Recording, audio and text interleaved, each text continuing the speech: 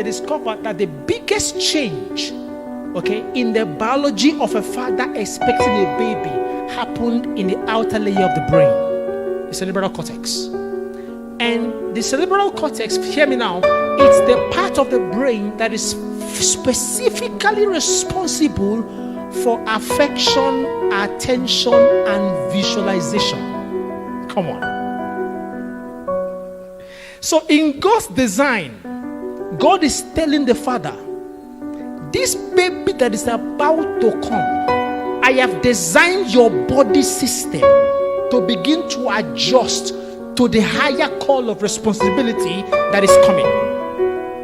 That responsibility involves attention,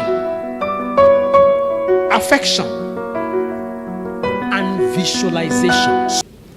Solomon, all of you know, was one of the wisest men that ever lived.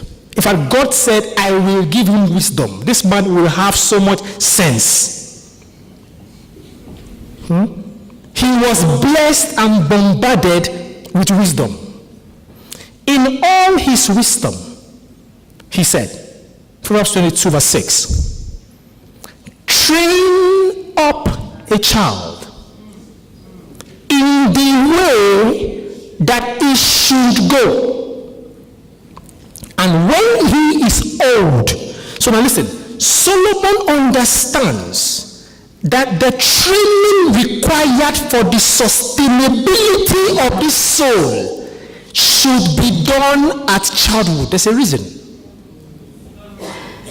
Train up a child in the way he should go, so that when he is old, he would not depart from it. Now, friends, the key underlying word here is should. He could have said, train up a child in the way he could go. The word should is a definite tense. There is no ambiguity in the word should. There is a pathway that this soul should go. The marketplace. So practical things. So, because of the dimension of this training, okay, a trainer is somebody who imparts knowledge. I quickly classify it. You impart knowledge, understanding. Now, you graduate from a trainer to a coach when you now impart knowledge with specific achievement of goals. So that means you measure the goals. So that you are a coach. So the person you are coaching is gaining knowledge but growing from one level to the other. Are you following me? You now move into the role of a mentor. As a matter of fact, a mentor is the most disconnected role. Okay? Because a mentor's role is to get you to design your own goals and manage them as an overseer. Which is the reason why, through the fatherhood stages, at the beginning, when there's so much contact as a trainer, at some point, as a child begins to grow, the role switches that of a coach. Because now you have some clarity of what this child should be doing and how to achieve it. And so you begin to set parameters towards the achievement of that goal. That's where things like, oh, by the way, what would you study in school? What would you study in university? I'll cover some practicalities. Begins to come into play. As the child grows further, what happens is your role as a coach would stop at some point or reduce. And you now flip into the role of a mentor. Are you following me? From a distance, the child is figuring out what they're supposed to be doing. But then they still come back to you as a mentor does for guidance to make sure that you are managing the roles you've created for yourselves. So the fatherhood responsibility in terms of this third element lasts a lifetime. Most of us are knowledgeable already. So you don't require training from God. The Bible is in your brain. Most of you are probably amazing at your job and what you do. And so God's role as a coach has diminished. but you will never remove his role as a mentor. That's why you keep going back to him at specific points in your life. So follow me. So, that's the basis of fatherhood. Now, why is that important? The reason is this. When a child forgets or loses that pathway of where they should be, it puts a precedent that creates problem. So now I told you my daughter draws, she paints. So what is happening is, I know what even though I didn't know what her purpose is, but I know that everything she exhibits is pointing towards the purpose. Am I making sense? This is important. People get really confused. Maybe for the sake of folks who haven't heard me say this before, I'll do it again quickly, very, very quickly. No, I don't have time. If you are a designer, because sometimes you don't understand that when you call God a creator and designer, credit him for his design. I'll say it again. If you call God a designer, then actually credit him as a designer. So if I was the designer of a refrigerator, are you following me? And I sent Dr. Nelly a refrigerator in her house. Then I visit her one day on her birthday, April 17th. And somewhere in the house, there are meals prepared, there are friends around. And I noticed that the refrigerator I designed and gave to her is at somewhere in the corner of the house. I looked down, it's unplugged. I approached this refrigerator. Then I opened it. And I discovered that, she has amazing dresses. I discovered that she has nicely ironed her dresses, her shoes, different levels, and placed them in the refrigerator. Refrigerators have different compartments. So the question now is, if you were me, what would you do? I know what I would do. I will befriend her. That is an insult on my design. Now follow me, this is important. Now notice that refrigerator at that point in time is fulfilling the function of storage. So as long as her clothes and her shoes, everything is in there, no dust will come near. But the purpose of the refrigerator is preservation of food. Your function is your code. I'm sure if I ask this room now, people will come up with new functions for a refrigerator, including carrying it to stone somebody who annoys you. Can you follow me? But the purpose is preservation. And the trouble is that you might be operating in your code. As long as you're not operating in your should, it will come to the point in your life you're going to get a crisis. Go write it down. That's not me being a prophet of doom. It's just design. Practical things. So, the first thing is discovery. I'm wrapping up now. So discovery comes by experimentation. So watch that child. What keeps them busy? So give them different things to do, different books. Are you following me? If I give my son, I was telling my daughter, my son on the contrary is somebody science and engineering oriented. And it shows from the things he does. Are you following me? If I give my son a romantic novel to read, I've killed him. Hello? I have literally killed the boy. But give him a story that has to do with sci-fi, has to do with data, or computing, or going to space, or you've made his day. So what do the kids watch?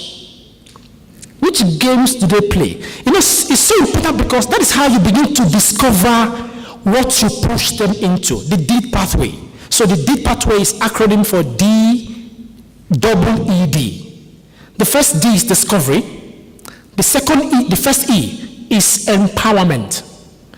The second E is enhancement. And the last D is distribution. That's the pathway for self-fulfillment. So discovery. So how do you discover? Experimentation. Okay? They play games. Which games interest them?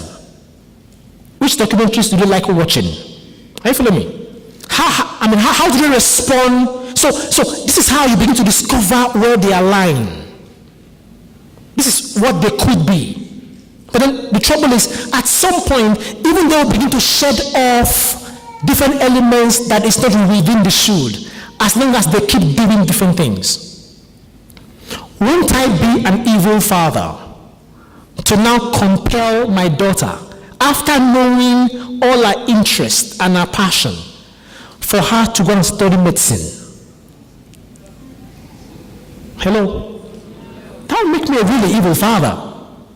At the age of 9, so now, discovery. So once you discovered, and the simple things, which societies do you take them to? Which games do they play? Which information do they like? When you come back home, tell them about your job. Do you do that? How many of you in this room can your daughter or your son clearly and categorically tell you what you do, why you do it, and why you don't do it? Am I making sense? Because that level of connection is for you to begin to understand that, are they aligned to my job? If each time you're telling your daughter or son about what you do, and it's like a burden, you better check it before you compel them to be an accountant because you are one. Okay? So, how do they respond? Getting to read different things. If my son begins to watch documentaries about the solar system, you would have to beg him to come and eat. There's a point where when I'm traveling, I travel a lot. When I call this boy to read him bedtime story, do you know the stories he likes me to read for bedtime? It's Encyclopedia of Chemistry. That doesn't make sense. I thought bedtime stories were supposed to be like a lullaby to calm you and get you to sleep. Oh, trust me. Reading him the functions of chemistry in the solar system makes him rest. What is the rest point of the kids? What makes them happy? It's your job as a father to spot that. So that's discovery. Very quickly. Now, empowerment. Once you discover what they love, now you have to be smart and innovative to empower them in their discovery. So what do I mean? Is getting them important information, because the Bible says train up a child in the way they should go. So the training is an important component to get them sorted in the pathway for growth, especially in the marketplace. So let me give you examples of things I started doing with my daughter. I'll wake up in the morning and I'll say, oh sweetheart, check your phone. I've just sent you a picture I took on my last trip. Can you draw it for me? And it's very interesting. And I'll end by saying, charge me for it. What am I doing? Empowerment is showing the child that gift you have is relevant and important enough to be paid for.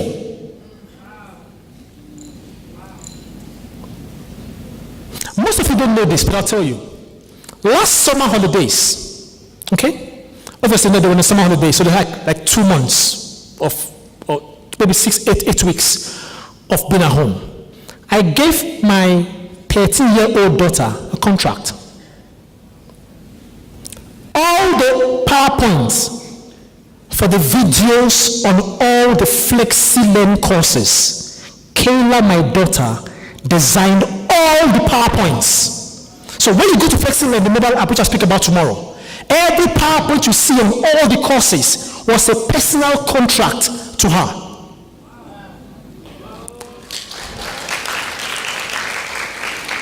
She spent 1 month of her summer school chilling and just designing PowerPoint. And trust me, the girl is so good, she didn't charge me cheap. At some point, I begin to wonder, have I taught her too much about the marketplace? Because now it's almost like a thing in the house. When my wife and daughters, my wife goes, "Oh, so, can you do this for me?" I'm not even joking. It's almost like an innate thing now. Our first reaction is this chargeable or not? So I have to remind her, sweetheart, I am still your father. Do this one for free. That's true. That's the place I've gotten her to.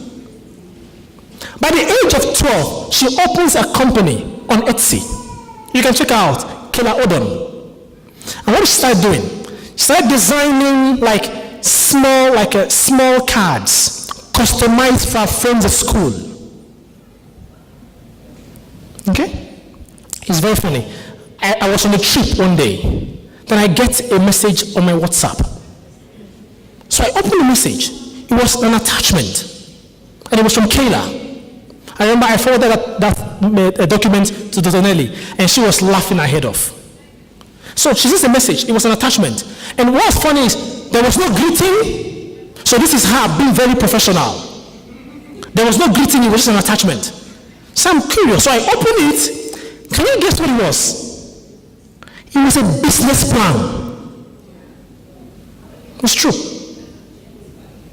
So now I'm thinking, I haven't taught her how to develop a business plan. But guess what?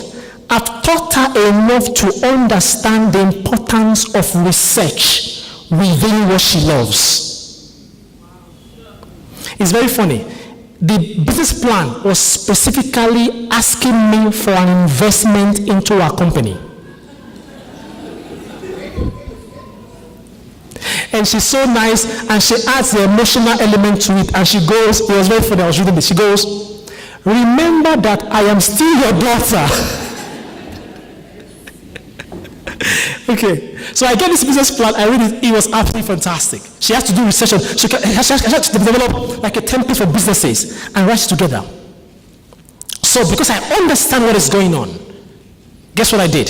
So I'm talking about intentionality with your children, the way they should go, because when they grow, they won't depart. I did something like an investor will do.